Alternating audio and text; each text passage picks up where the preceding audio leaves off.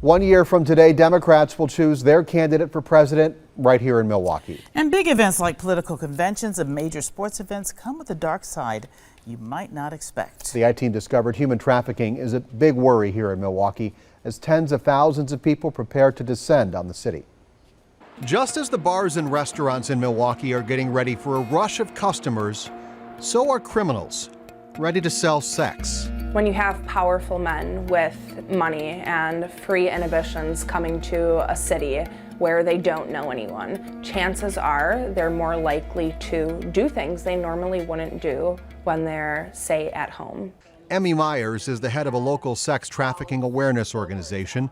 She escaped that life and is now fighting back. It's so much more than just one night or something playful. There are things on the other side of prostitution and sex trafficking that a lot of people don't know about. Myers says the best way to fight sex trafficking is to understand it. We want people to know that these victims that may be at the DNC or any other large gathering are going to look like normal people. Thousands of people flock to host cities for political conventions every 4 years.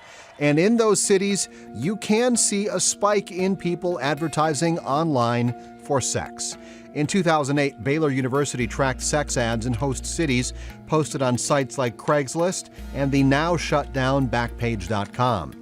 During the Republican convention in Minneapolis, these ads increased by at least 47%. That same year in Denver, there was at least a 29% jump during the Democratic convention. Experts say while activity might spike around a large event, this is a problem every day. Human trafficking happens in all 72 counties of Wisconsin. All 72 counties. In 72 counties in the state of Wisconsin. And it's a problem on the rise. The FBI had 4 human trafficking cases in Wisconsin in 2015. In 2017, that caseload jumped to 65. Traffickers can be clever marketers, especially around large events.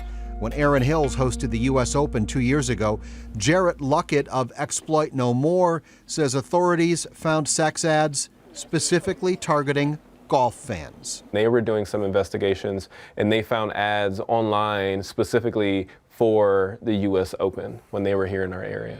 People like Jarrett believe because trafficking often goes unreported, there are likely many unknown victims. That number only scratches the surface of the magnitude of the issue in southeastern Wisconsin. But who are these victims? Alarming insight into what actually happens in a sinister industry. As you just heard, events that draw massive crowds to a single city have become targets of human traffickers. They aim to take advantage of the celebration. But who are these victims and how's the city preparing to help them? Paid sex is forced sex. You are paying to rape someone. Authorities say I-94 through southeast Wisconsin is one of the largest sex trafficking arteries in the country. A study last year identified 340 victims in Milwaukee alone. According to the FBI, Wisconsin ranks 6th in the nation for trafficking crimes in 2017. This is an underground system. Predators, traffickers, individuals that are interested in fueling this underground system will be looking for ways to come and make money.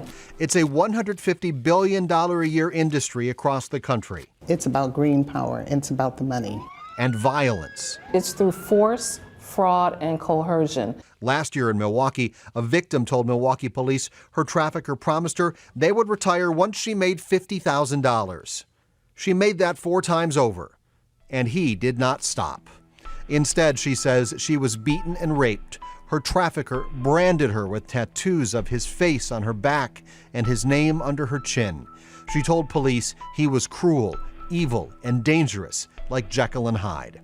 According to search warrants, another convicted trafficker made one of his underage victims have survival sex with as many as 20 men.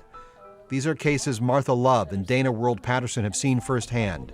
For the last 11 years, they've been on the front lines of this battle as part of the Human Trafficking Task Force of Greater Milwaukee.